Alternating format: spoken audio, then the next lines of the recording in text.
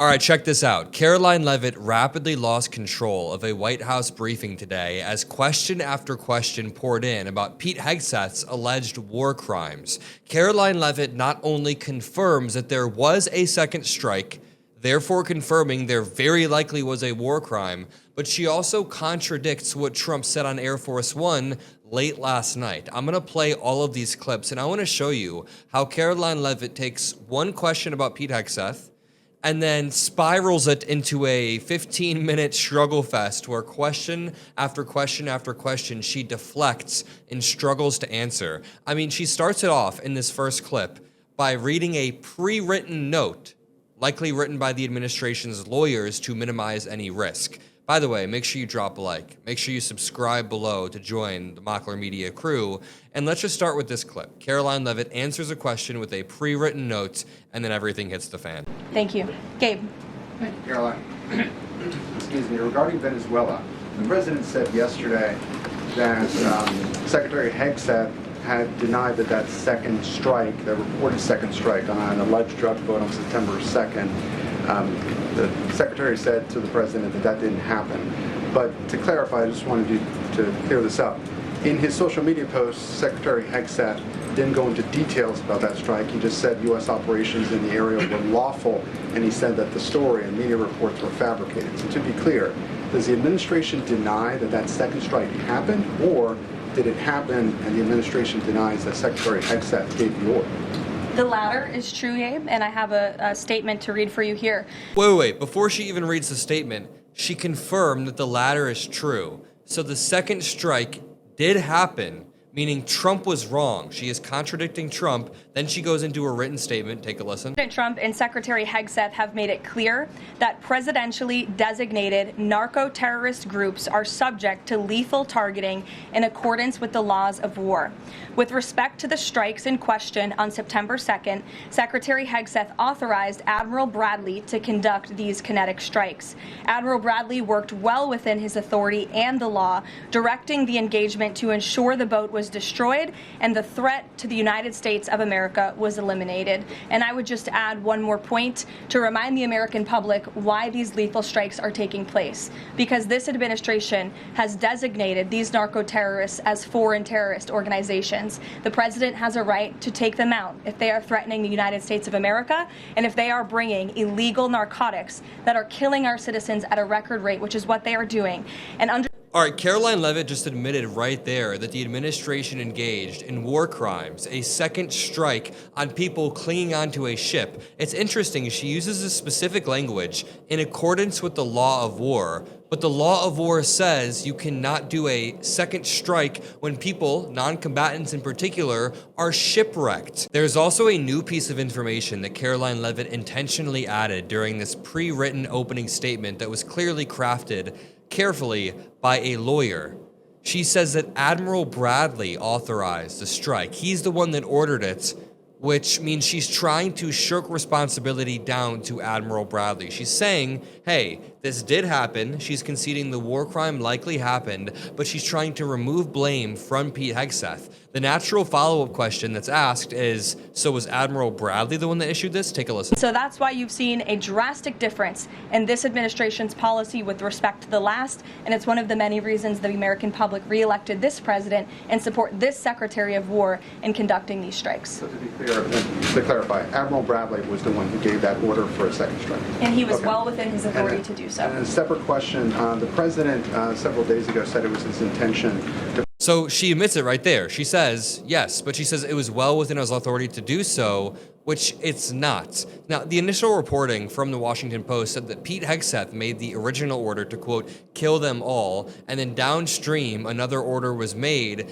to do the second strike, which was the truly illegal part. So they can't just direct responsibility down to somebody else. And it's doubly worth pointing out that when Karoline Leavitt admits there was a second strike, she is directly contradicting Trump on Air Force One last night, who claimed that Pete Hegseth doesn't know what happened. There wasn't a second strike, and if there was, he wouldn't agree with that. He said, and I quote, "I wouldn't have wanted a second strike. The first strike was very lethal, it was fine. So he's implying a second strike would have been overkill. Now they're admitting there was a second strike. I'm assuming they know that footage will come out soon that really shows a not too pretty picture for the admin, so they're backtracking him.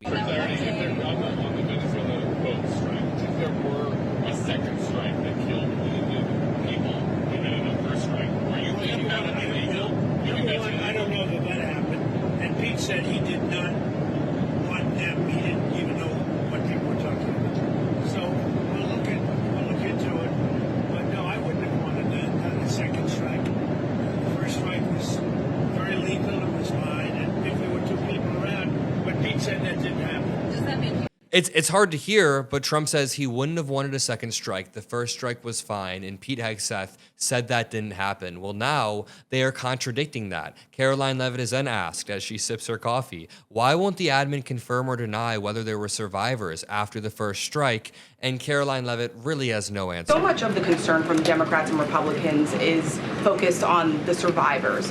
Why won't the administration either confirm or deny or reveal whether or not there were survivors after that initial first strike?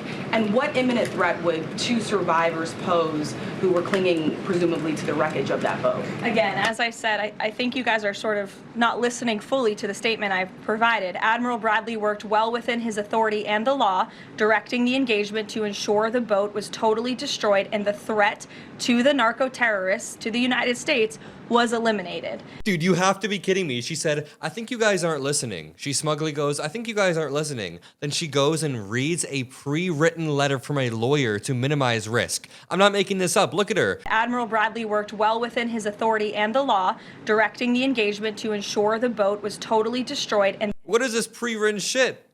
You know you're guilty when you can only read off of a script. And then, as Karoline Leavitt is losing control of the entire situation, as question after question comes in that she doesn't quite have a good answer for, she has to keep looking down at her pre-written statement, a reporter asks the bulletproof question, the kill shot question. She says, what law is it that allows no survivors after a strike? Take a listen. Jackie. Thank you, Caroline. Following up on Gabe's question, you said that the follow-up strike was lawful. What law is it that allows no survivors? The strike conducted on September 2nd was conducted in self-defense to protect Americans in vital United States interests. She's reading more, dude. She can only read off of these pre-written statements. That's when you know that you are cooked. The strike was conducted in international waters and in accordance with the law of armed conflict. Okay, she's going to say that multiple times, in accordance with the law of armed conflict. The law of armed conflict says that you can't just double tap strikes. Then she's asked more questions. Was there a change in policy after the strike on September 2nd? Basically, what's happening here is that right off the bat, she made the concession that there was a second strike, which contradicts Trump, but supports the original Washington Post report. This confirmation of a second strike means somebody likely committed a war crime, and Karoline Leavitt has to revert back to pre-written text in order to not, screw herself, the administration, the lawyers, Hegseth, everybody else. Just to follow More than she has already. up, Caroline, just on the administration's policy when it comes to survivors, was there a change in policy after this strike on September 2nd? The Washington Post is reporting that these two survivors were killed after a second strike, but then in October, two people were rescued and returned to Colombia and Ecuador. So was there a decision that was made to handle survivors differently after these strikes? Not to my knowledge, no. That's all. That's the entire answer she gives, not to my knowledge. She then gets pressed on a separate but increasingly pertinent issue, the issue of Donald Trump pardoning the former president of Honduras, who is a massive drug trafficker, or let me rephrase, was a massive drug trafficker. A few years ago, Trump pardoned him. He brought 500 tons of cocaine in the United States, allowed that to happen. Karoline Leavitt gets a pretty good question about it. The president several days ago said it was his intention to pardon the former president of Honduras, who was a convicted drug trafficker. And yesterday on Air Force One, the president said that if someone sells drugs in that country, that doesn't mean you arrest the president and put him in jail for the rest of his life. How is that different than what the administration is accusing Venezuela's Nicolas Maduro of? You're cherry picking the president's statement a little bit yesterday, as he also said yesterday the people of Honduras have highlighted to him how the former president Hernandez was set up. This was a clear Biden over prosecution. He was the president of this country. He was in the opposition party. He was opposed to the values of the previous administration, and they charged him because he was president of Honduras. There were some other egregious facts that came out during this trial, and I would encourage you to report on them. His court-appointed lawyer was only given 3 weeks to prepare for trial. He shared that his conviction was lawfare by the leftist party, who, quote, struck a deal with the Biden-Harris administration. So a corrupt administration, the corrupt team of the former Honduran president, convinced the Trump administration that the trial was actually corrupt. He said, look, we're the same. We had a corrupt trial. When the reality is the courts found, a jury found that this guy was incredibly dirty, allowed 500 tons of cocaine to be smuggled into the United States, killed people. There are reports that he allowed someone to be chopped up with a machete in order to advance his drug agenda. Disgusting stuff, and that is who Trump pardoned. Karoline Leavitt has no answers, and I'm going to leave it there. I love you all. Make sure you subscribe to the Adam Mockler feed, and peace out.